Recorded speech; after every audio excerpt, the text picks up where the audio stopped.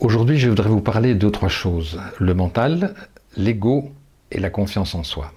Alors démarrons avec le mental. Alors le mental, il est présent à chaque instant. Il est présent avant, il est présent pendant, il est présent après la compétition. Vous ne savez pas vous en séparer. Il est là constamment, tout le temps, il occupe nos pensées. Alors il n'est pas facile à gérer, mais on peut le gérer, on peut le dompter par toute une série de choses en utilisant le corps et surtout en utilisant la concentration. Il y a des manières d'entrer et de sortir de la concentration. Vous avez certainement appris à rouler à vélo il y a très longtemps, ou il y a peut-être peu de temps, peu importe, et puis vous avez arrêté un certain temps de rouler à vélo. Et puis quelques années plus tard, vous remontez sur le vélo et en quelques minutes, vous savez de nouveau tenir l'équilibre et vous savez rouler sans aucun problème. Avec le mental, ce n'est pas du tout le cas. Même si vous avez un mental puissant aujourd'hui, un mental qui est bien structuré, il faut le travailler tous les jours, tout le temps, à chaque compétition, avant chaque compétition, pendant la compétition et surtout même après la compétition. Il n'y a pas un instant où votre mental sera toujours parfait. Vous devez le travailler tout le temps.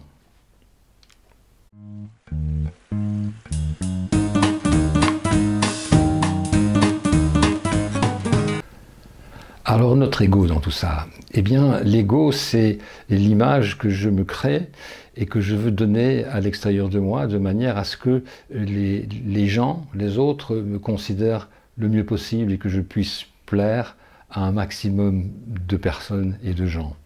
Et le mental, lui, il va tout faire, absolument tout pour protéger cette image et de manière très souvent inconsciente, il va tout faire pour que je puisse avoir l'illusion de paraître ce que j'ai envie de montrer, c'est-à-dire une image de moi. Mais une image, ça n'est jamais qu'une image, donc ça n'est pas vraiment la réalité.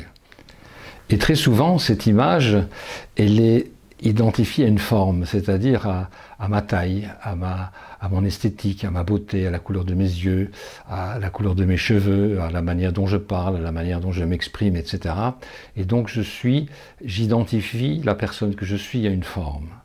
Si je m'identifie à une forme, je m'identifie au temps, parce que cette forme va changer, elle va changer constamment, parce que le temps change tout le temps et emporte avec lui cette image de moi. Et donc je vais être constamment dans l'illusion ou dans des désirs que je ne pourrais pas atteindre. J'aimerais être comme ceci, j'aimerais montrer cela, je voudrais ressembler à un tel, ou je voudrais jouer comme celui-ci ou comme celle-là.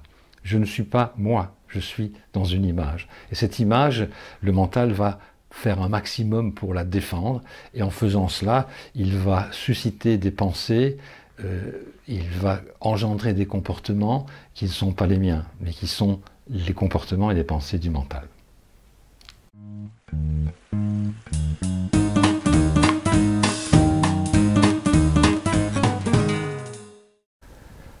La plupart des gens confondent avoir confiance dans ses coups, ils disent j'ai confiance dans mes coups, et la confiance en soi. Vous entendrez rarement quelqu'un dire « j'ai confiance en moi ». Au golf, pas souvent. Prenons un exemple. Vous êtes au practice, vous faites d'excellents coups, vous drivez à 180, 200 mètres, vous sentez bien les coups, vous sentez bien la fluidité du mouvement, vous sentez bien le tempo, vous faites une bonne régularité avec des fers sur la zone de 100 mètres, vous rangez votre matériel et vous vous apprêtez à vous diriger vers le trou numéro 1. Sur la distance qui sépare le practice et le trou numéro 1, vous vous dites « j'espère que ça va aller aussi bien qu'au practice ». Et là, le doute est entré. Si le doute est entré dans votre esprit, la confiance est beaucoup plus bas. Et ça veut dire que le mental va commencer à se mettre en marche. Parce que vous n'avez pas confiance en vous. Vous doutez. Si vous laissez entrer le doute à l'intérieur de vous, le mental va s'en saisir et va tout faire pour vous travailler.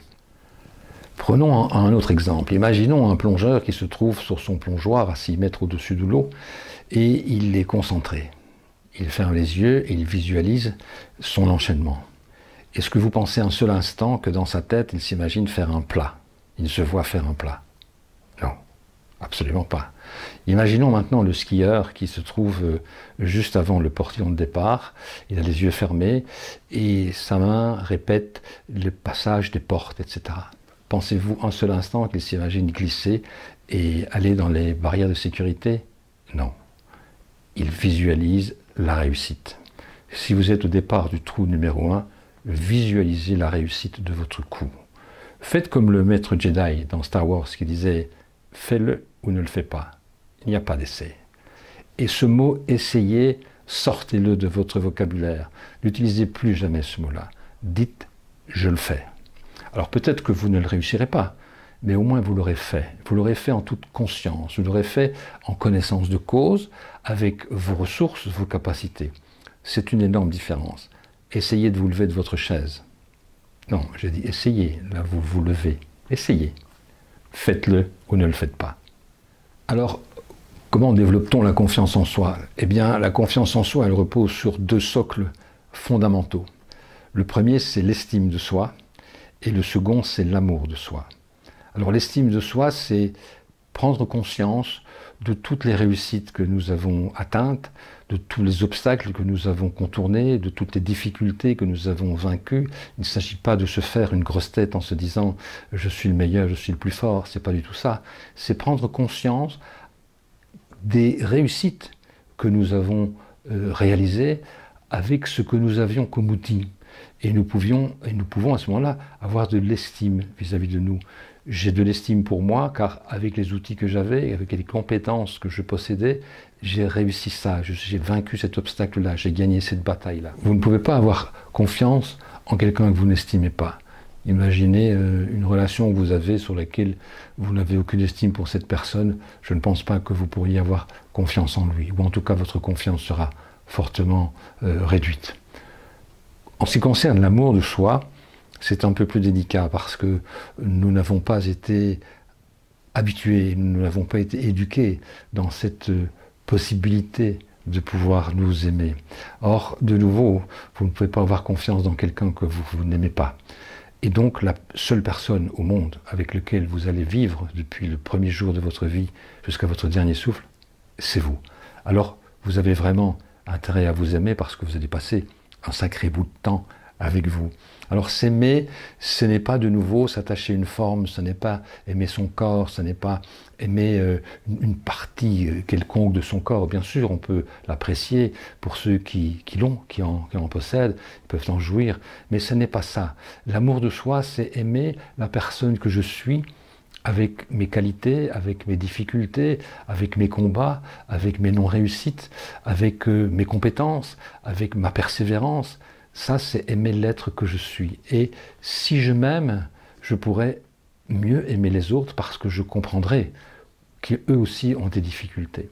Alors, l'amour de soi et la confiance, l'amour de soi et l'estime de soi, ce sont vraiment les 2 socles puissants sur lesquels va se poser la confiance en vous. Et cette confiance, à ce moment-là, elle ne bougera pas, elle sera peut-être un peu secouée de temps en temps, mais elle restera intacte. Et croyez-moi, c'est une des qualités et une des ressources les plus importantes de tous les grands champions, de tous les grands sportifs, que ce soit dans le golf, que ce soit dans le cyclisme, que ce soit dans la natation, peu importe. C'est la confiance qu'ils ont en eux.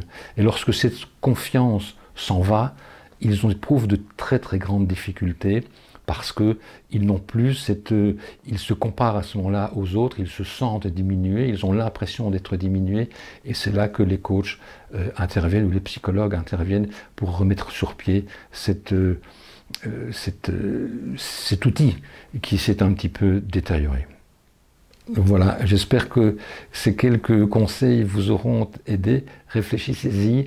Ça n'est pas un travail facile, ce sont des exercices ou ce sont des séances qui se travaillent en privé. Ce n'est pas possible de travailler ça en groupe. En groupe, on peut faire des méditations, mais pensez à l'estime de vous-même, pensez à l'amour que vous vous portez et pensez à tous les gens qui vous aiment. Pourquoi vous aiment-ils? Vous êtes aimé de beaucoup de monde et de beaucoup plus de gens que vous ne le pensez parce que vous êtes quelqu'un de formidable. À très bientôt pour une autre vidéo. Au revoir.